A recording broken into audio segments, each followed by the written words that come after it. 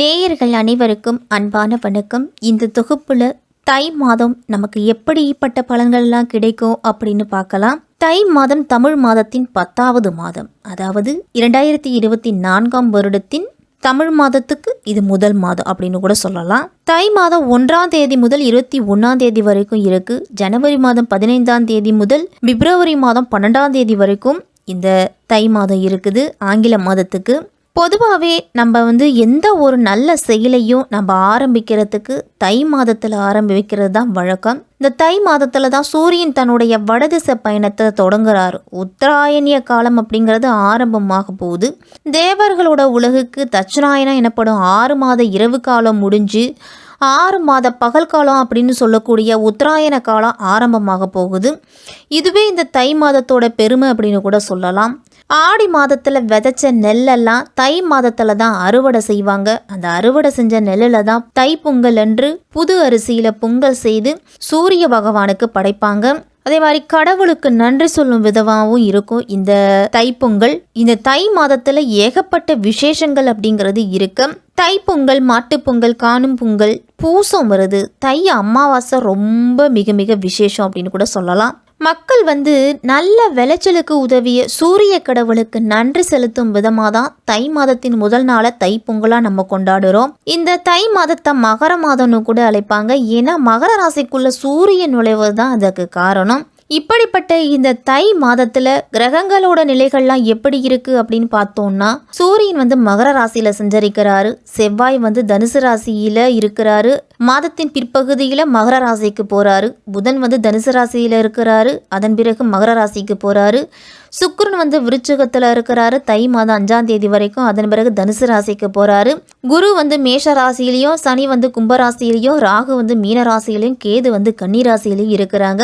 இப்படிப்பட்ட சஞ்சாரத்துல தான் இந்த தை மாதம் பிறக்குது. இப்படிப்பட்ட நிலையில இந்த 12 ராசிக்காரர்களுக்கும் எப்படிப்பட்ட பலன்கள்லாம் கிடைக்கும் அப்படின்னு நம்ம விரிவாவே பார்க்கலாம்.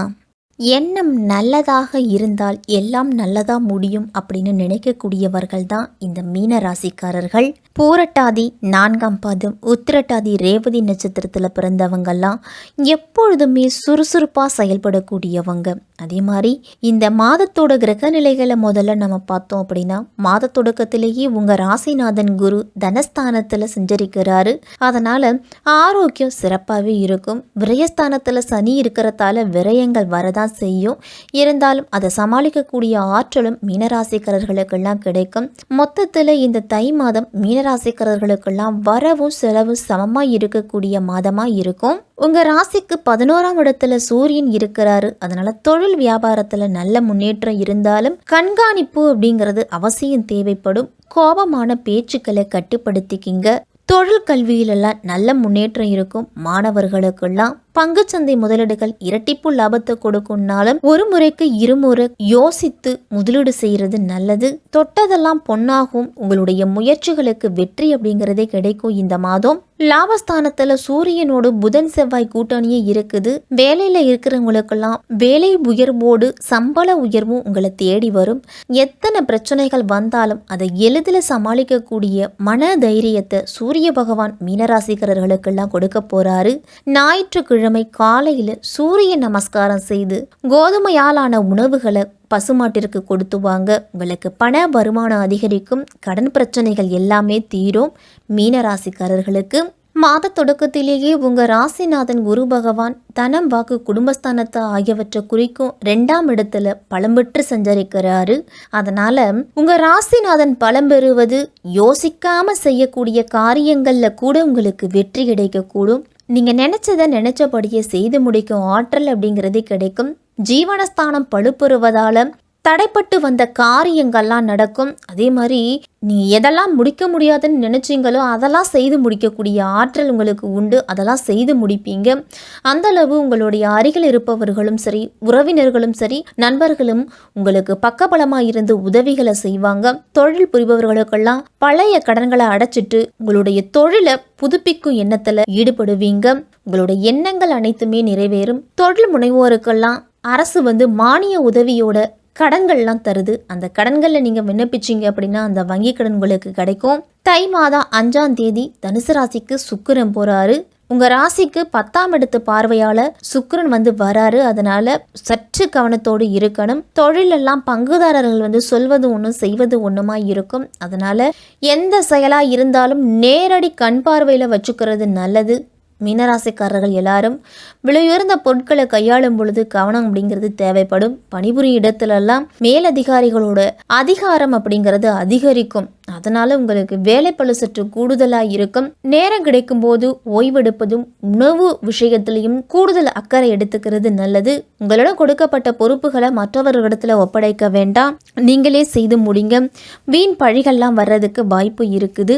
மாத தொடக்கல ராசிக்கு 12ஆம் இடமான விரயஸ்தானத்தில் சனி பகவான் சஞ்சரிக்கிறாரு.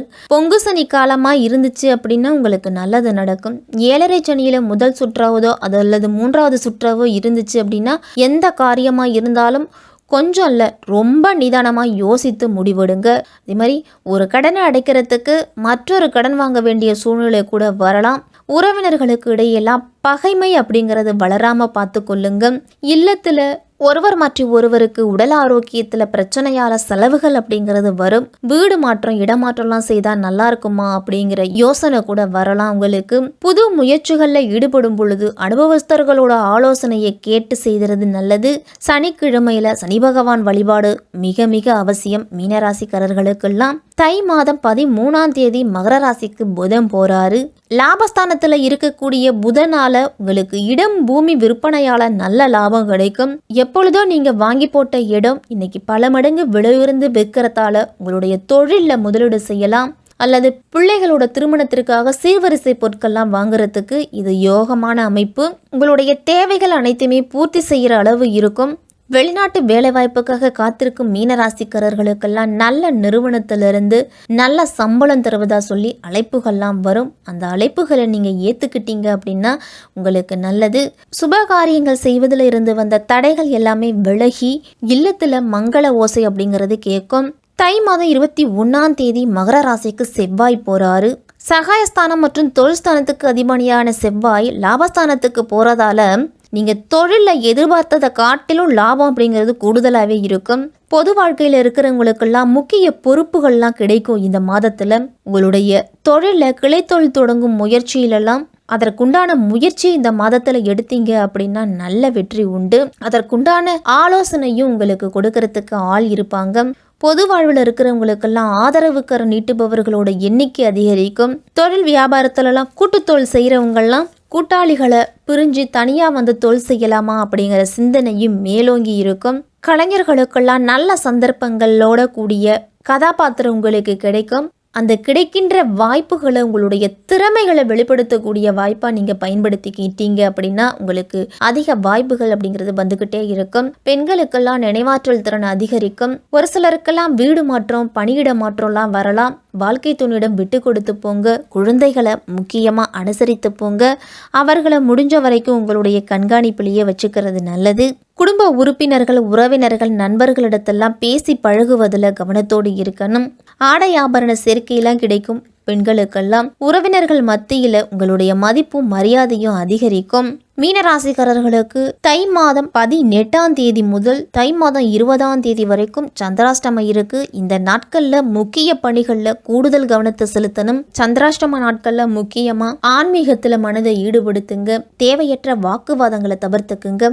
வியாழக்கிழமையில குலதெய்வ கோவிலுக்கு சென்று பொங்கலிட்டு உங்களுடைய நேர்த்தி கடன்களை செலுத்தி வந்தாலே பண வரவுல இருந்து வந்த தடைகள் எல்லாமே விலகும். அமாவாசை நாட்கள்ல ஆஞ்சநேயருக்கு வெற்றிலை மாலை சாற்றி ஆஞ்சநேயரை வழிபட்டுட்டு வாங்க. மீனராசிக்காரர்களுக்கெல்லாம் இந்த தை மாதம் கலவையான பலன்கள் கிடைக்கக்கூடிய மாதமாகவே இருக்கும்.